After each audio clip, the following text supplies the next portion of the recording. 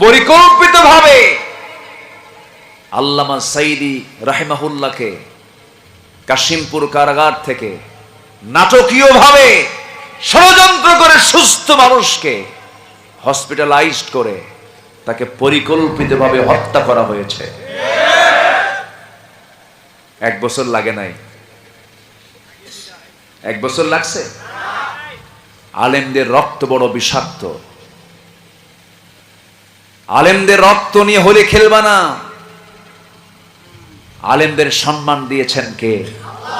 কিন্তু এই জালেম ওনাকে হত্যা করছে, হত্যা। এই জালেম ওনাকে হত্যা করে ফেলাইছে। কপাল, কত হাজার হাজার যুবকের তামান্না ছিল একটা নজর দেখবে। ভাই, উনার সাথে দল নিয়ে কেউ দ্বন্দ্ব ছিল না, ব্যক্তি হিসাবে সবার মাথার মুকুট ছিল।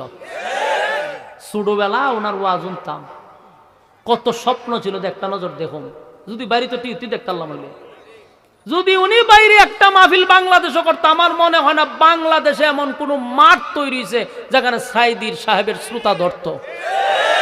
কোরআনের পাখি আল্লামা দিলওয়ার হোসেন সাঈদী রাহিমাহুল্লাহ তাআলা, এই মানুষটা স্বাধীনতা যুদ্ধের সময় ধর্ষণ করেছে, লুট করেছে, বাড়িঘর জ্বালিয়েছে।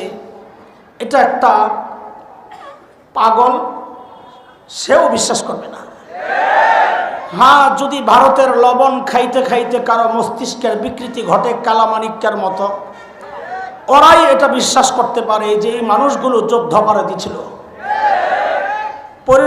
পরিণতিও আল্লাহ তাআলা দেখাইছেন, কারণ আল্লাহ জুলুমের ছাড় দেন, কিন্তু বলেন জুলুমের ছাড় দেন, কিন্তু নমরুদ জুলুম করেছে, আল্লাহ ছাড় দিয়েছেন, কিন্তু জোরে কোন কি করছেন? ছাড়েন নাই তো, কি করছেন কোন? তো মশা দিয়া, আরে ভাই ল্যাংরা মশা একটা ঢুইকা আমার নাক দিয়ে ঢুইকাও তো আমি মরতে পারি, এটা তো এমন কিছু না। হ্যাঁ, এখানে আমার অসহায়ত্বটা প্রকাশ পাইছে, কিন্তু বেইজ্জতি তো নাও হইতে পারে। বেইজ্জতি করে মারছে যেটা, ওইটা বলবেন। ওই মশা ঢুকার পর ওইটা না বলবেন কি করে মারছে। যেখানে যেটা বললে খোসা হয়, বেইজ্জতি হয়, ওখানে ওইটাই বলতে হয়, অন্যটা বললে এখানে পারফেক্ট হয় না। যেমন যদি আমি এখন বলি আপনাকে খুব ভদ্রভাবে কাক্কাদের, এটার মধ্যে ওই যে একটা স্পেশাল খোসা, এটা আসে না, এখানে বলতে হবে কাউয়া কাদের।